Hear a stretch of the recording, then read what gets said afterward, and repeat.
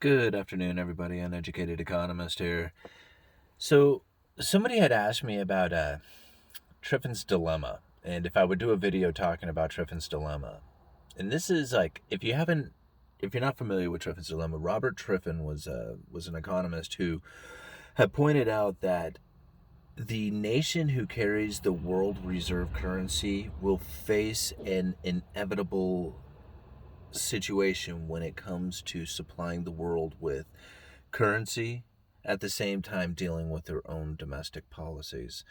And ultimately, what's going to happen here is that as the United States, being the world reserve currency and trying to supply the world with dollars in order to facilitate the world trade, they are going to face a dilemma where the printing of dollars is going to force them into deeper deficits. At the same time, the manufacturing component of the United States, the basically the manufacturing services is where you make your money.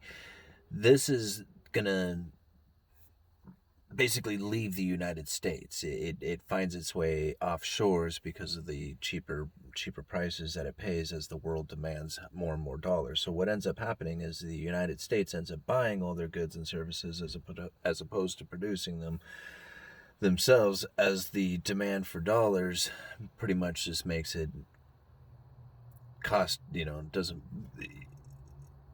doesn't make it cost intuitive for the United States to buy these goods and services when they're so cheap to be made abroad. So here's the problem with it is that as the demand for dollars continues to grow and the United States goes deeper into deficit spending in order to produce the dollars and supply the world with this with the currency, they eventually get to a point where there's no way that they could ever pay it back, and then they eventually collapse on themselves. Now that's like the shortest version I could probably come up with it. But that's ultimately what the dilemma is that as the world reserve currency and the demand outpaces the availability of the supply, and you try to supply the world with it, you go deeper into deficit spending and ultimately collapse yourself. Now, what is it that one can do to protect themselves? Now, ultimately, the only thing out there in that situation would be gold, because all currencies are essentially backed by the United States dollar, and if the United States dollar crashes, then that's that. All currencies crash right along with it. So holding on to gold is going to be really the ultimate and only safe haven out there, considering that everything is backed by dollars, and if it crashes, then nothing is going to be worth anything because the dollar's not worth anything. But now we got this new component to deal with, and that's cryptocurrencies. And this is really going to throw a game changer into this dilemma, because now people have a place to run to. And it can really make a transition out of the US dollar being the world reserve currency a whole lot smoother than anybody I think would ever anticipate. Now, right now, if it was like another currency that was going to try and take over the the status of a world reserve currency, they are so far away from the US dollar that it would be ultimately impossible for them to do it. Like, there is no system set up that even comes remotely close to competing with the US dollar as a world reserve currency.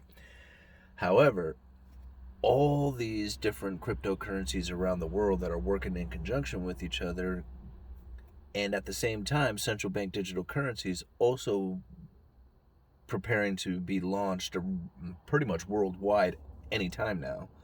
I mean, the chatter of it is just so intense that it's just like there's no way that it's not happening now. And considering this dilemma on top of it, there's no way that I see the Federal Reserve not providing a cryptocurrency, because they're going to have to abandon the dollar at some point here in the future, or force people into a banking system that they cannot exit. And now this is where things are going to get really complicated if I was to continue on, but I want to keep it simple for the conversation, and I mean, I love seeing the comments down below on stuff like this. So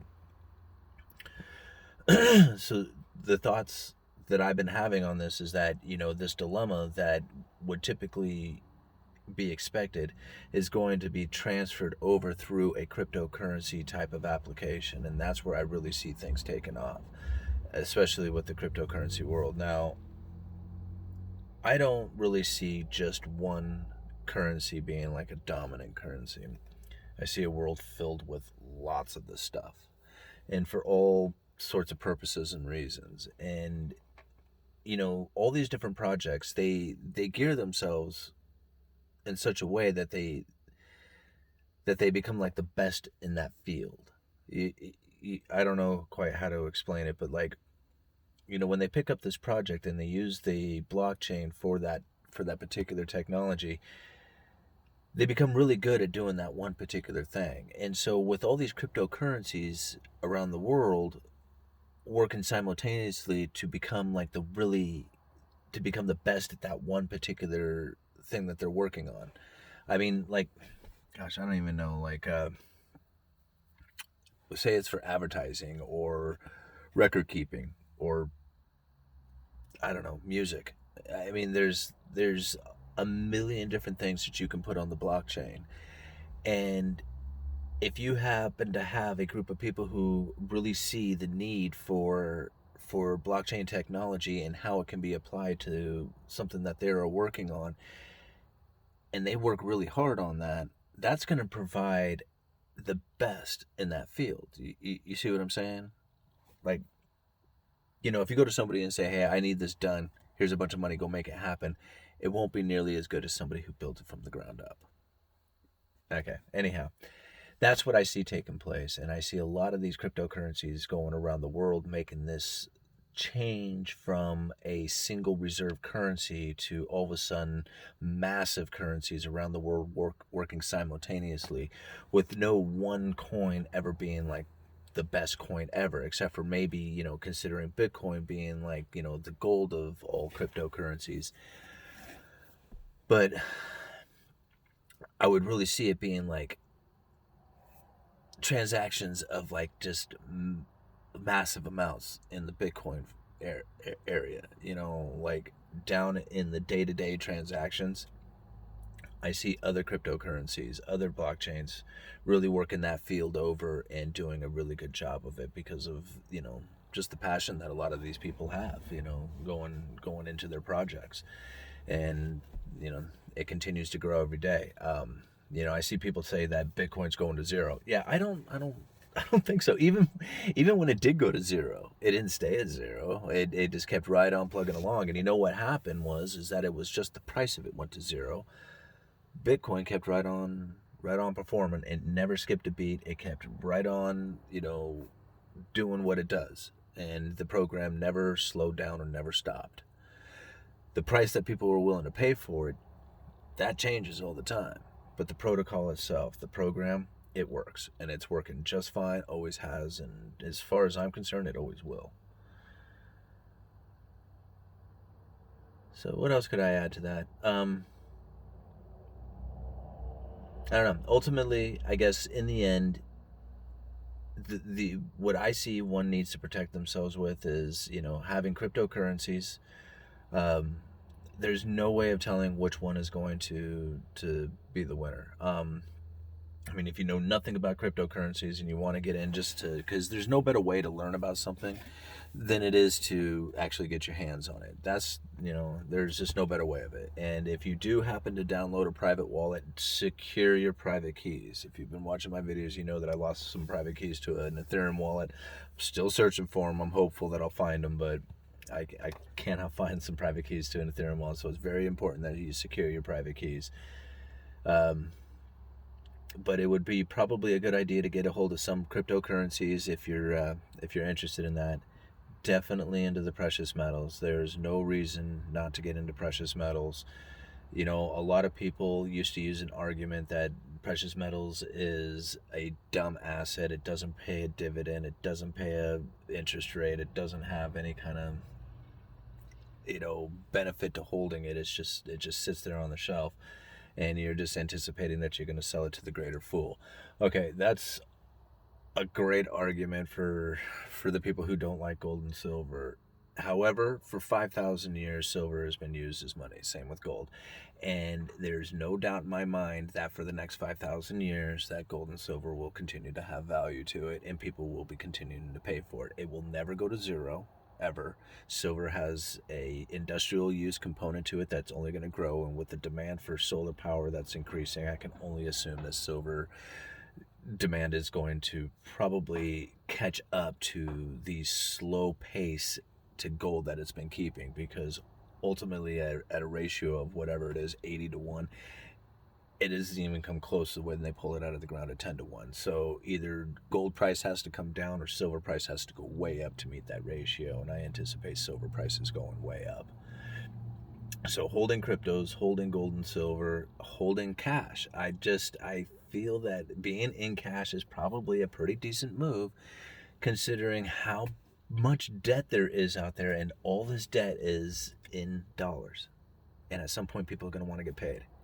And when they want to get paid, they want to get paid now, and they will even take a loss if they know that they are going to lose more if they don't get paid right now. So the demand for dollars at some point in the future is probably just going to explode. And I find that there may at some point in the future be a dollar bubble. So dollars, precious metals, cryptocurrencies, and to be honest, I'm starting to look at the stock market too. Because if the government is forced in with this dilemma to continue to stimulate the economy with more checks, it's already known that it's going to cause the asset prices to continue to inflate. Housing, stocks, bonds, all this stuff will continue to inflate in price and continue to bubble up. So, not like I'm really anticipating going a huge step into the stock market, but I'm really anticipating that there's probably going to be some stimulus packages passed, and it's probably going to cause these asset prices to continue to go up. That is my logic in thinking of that. I'm not fond of real estate. I'm not fond of real estate because of I just don't like buying things at their all-time highs, and even though like the stock market is up there, I look at real estate and I think there is no way that this can continue, because either it's going to create what it's going to do.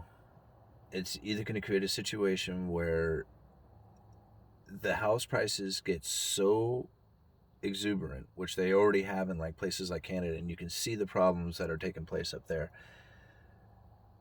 But it's going to create a situation where it is so expensive that people will just literally like drop out of the idea of owning a home altogether. All right. And like right now, there's this idea that you have to, go to college and get a house and get new cars, and there's all this debt piling up that people are like kind of thought that they're meant to do. But they're coming to the realization that there's no use for that anymore. And like the amount of debt that people are going to be willing to take on coming into the future, I feel is probably going to drop dramatically. And that's going to create a problem within the banking system itself. If they cannot get people to take on more and more debt, it's going to, rely on the government to take on even more, deficit spending in order to stimulate the economy with it. So those are kind of some of the things that I am looking at.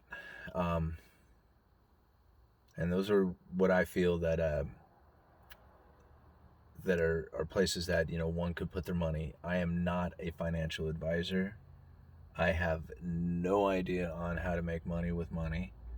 I've never done it. I just recently got out of debt, so like this is the first time that I've ever even thought about putting money towards stock markets or anything outside of gold and silver. I use silver as a savings account pretty much my whole life, so all the silver that I have purchased, I've purchased it in thought of having it as a savings. I've recently purchased quite a few miners, some mining shares, so I kind of consider that part of my metal exposure, but it is in the stock market, which, you know, there is a couple of miners that have some dividend paying stocks there available, which are pretty cool. But the cryptocurrency space, that is the one that is going to really grow, and there's going to be some major winners and losers in that, and no one can tell right now who those winners and losers are going to be.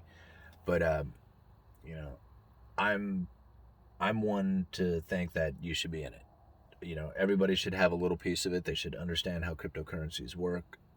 If nothing else, it's that way you're just not left behind when these things really start, you know, becoming mainstream, because they are definitely going to become mainstream here in the future. All right, I'm done. Uneducated Economist. Talk to you later. You guys let me know.